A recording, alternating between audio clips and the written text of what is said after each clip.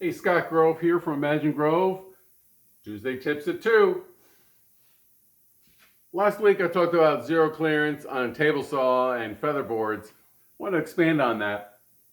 If you have to make an accurate cut to a line on a chop box or miter saw, having a zero clearance will help you line that line up. Let me show you what I'm talking about.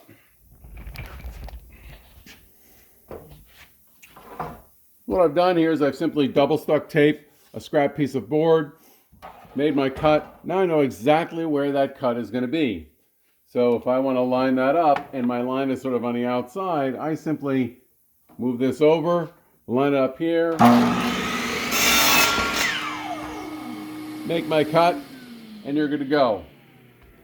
Safety note, all safety gear has been removed for your viewing pleasure. In addition, whenever you make a cut on a chop box, you want to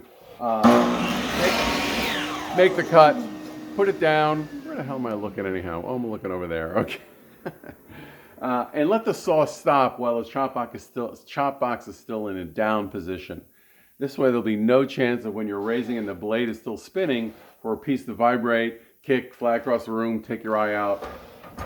It's not pretty. So safety tip, you're getting 2 tips for today.